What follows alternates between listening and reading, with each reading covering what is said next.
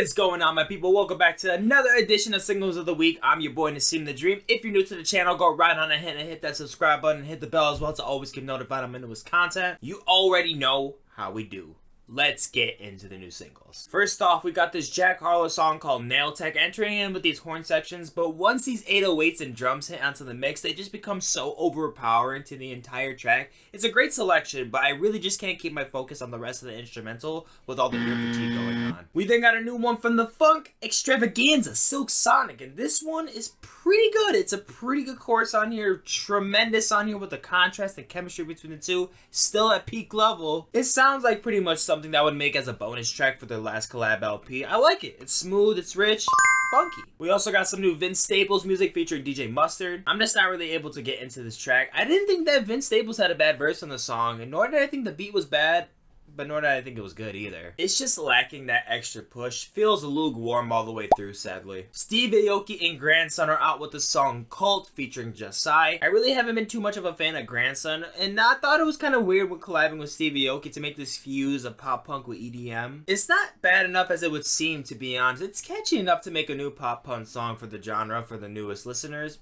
So there's that. We got new J Balvin music where we see J Balvin go rock, and it's hideous. It's so cringy hearing him on this rock instrumental. It's bland, garbage, not a good track at all. Ozuna is also out with a new song, and it's sounding much more satisfying than this J Balvin song. It's sounding rich, smooth, it's catchy with that Ozuna signature touch to it. It's a good song. Sarah Kay is also out with an acoustic pop piece that sadly doesn't offer anything new. It's nothing far off from most of the other pop tracks that we heard from Sarah Kay, just more of an underwhelming finish on here. It's not exciting. Rex Orange County is out with the track called Amazing, and dear freaking Lord, is it amazing. These string sections onto the intro of the track are just enchanting. They're beautifully transitioning into the verses on here and so on. This is just well done. The glimmering, showering synths onto the every bar of the song, it just adds so much texture to it. It's absolutely amazing. We also got this Redux version from Converge's Locus Rain from their debut record Poacher Diaries, and this track is relentless. It's merciless. It's punishing. It's just hardcore. It's hardcore as fuck, dude. It's freaking sick.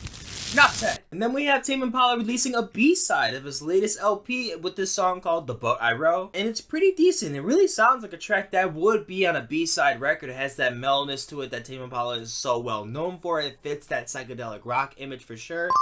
Cool. There's some new LSD XOXO music as well. If you don't know, is a house artist, and this unfortunately it's just garbage. It's just a plain immersive house track that just repeats the phrase over and over, suck my dick, and it just gets super annoying eventually. I'm not a fan. Vic Mensa and Peter Contel are out with a new song, and this is just funky. It's soulful as hell. I'm really loving the singing on here. Vic just giving a little bit of a Biggie inspiration on the verses here as well. Vic just got something up his sleeve now, man. I'm liking it. Health and Lamborghini combined together to make the song Cold Blood, and for a metalcore track, I guess it's alright. I mean, it has a chilling chorus with the atmosphere really surrounding it, giving more of that cold feeling. Other than that, it's just a basic metal track when you really look at the song structure for it, so kind of really is a slippery slope for me. Next, we have Troye Sivan and Jay Som, songs called Trouble. Kicks off with some ukulele strums with some decent pop vocals from Troye, but makes a total 180 once we hit the chorus on here. I really wasn't expecting the rhythms to play out like this on the track. It's cool, it's different.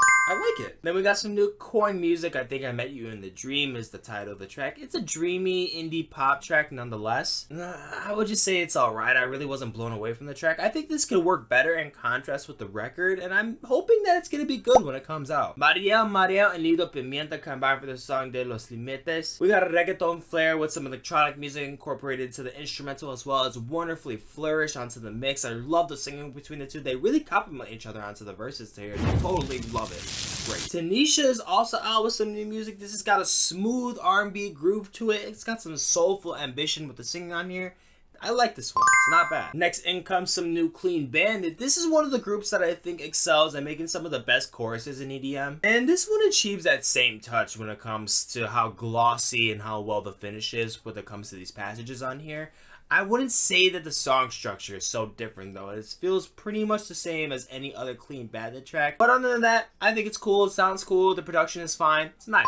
I like it. We also got a new song from Fredo Band, 4 is Up is the name. I'm liking the flows on here. I think a little bit more power to the instrumental would have gave it that boost that it really needed. Though I think this is a trap song that can be pretty much give or take for anybody, and I think for me, I would put it right into that neutral area. Nilüfer Yanya is out with their 3rd teaser track, this one called Another Life, and this might be my least favorite of the bunch that's released so far. It's more mellow than the last teaser that we got with a more light finish on here. It's not a bad track, and I can see this one working really well into the record's benefit as well. I'm just excited for this record, man. I'm ready to play that shit. Let's get it. We got more Guerilla Toss with another banger. This shit is hard, man. I really love the finish with the vocal processing on here. It's just tremendous production overall. They just don't disappoint with their mixing. It's absolutely prestigious. Love it. New track from Leven Kali, and wow, he's singing his ass off here. Lovely chorus.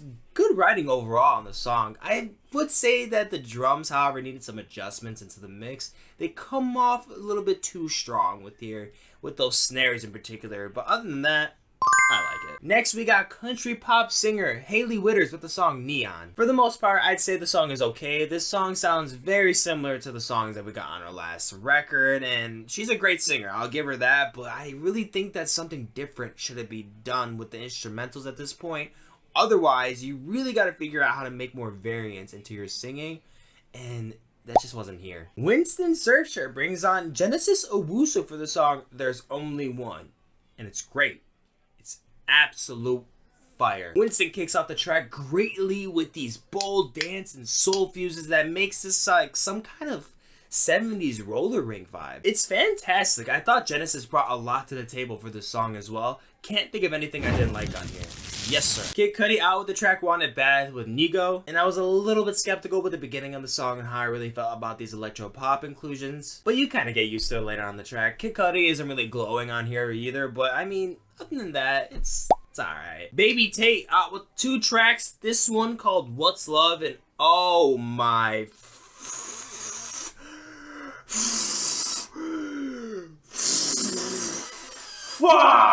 She went with the reimagination of Fat Joe's What's Love, and oh, it's just so good. Her singing it is just filled with this potent glamour of this style of R&B. It just sounds so 2000s with an insane production quality to the touch. The chorus is layered beautifully. Oh, I'm absolutely obsessed. And we got some Space Laces that just came out with a new EP with this song being called Not Bees. Space Laces is already pretty known for getting pretty complex and pretty deep into sound design, which is so well known for, this is why he's such a big name. But you see a lot of that great production in here as well. I really like those rippling rhythm sound effects that just come off into the melodies for the rhythms on here. It just adds a lot of character. It's a cool take into house music. I think it's a really cool take in alternative house music. For that, I really like it. The Colleagues and Freddie Gibbs are out with a new song. Freddie he's eating this bitch up like it's nothing early into this portion, bro. The vocals on the back end are really good as well. This is just wonderfully produced song. This song is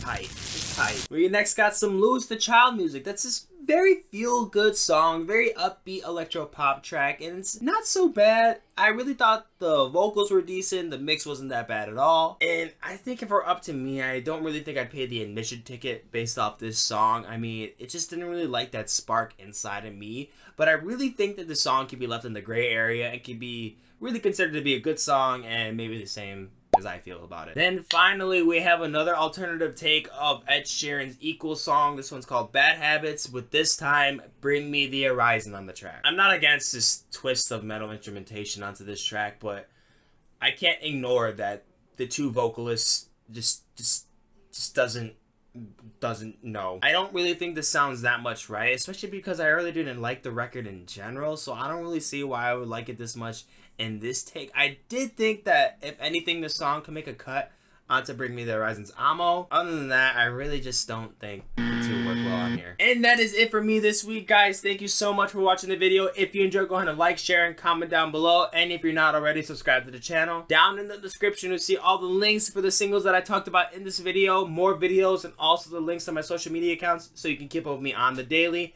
And I'm gonna catch you in the next one. Go!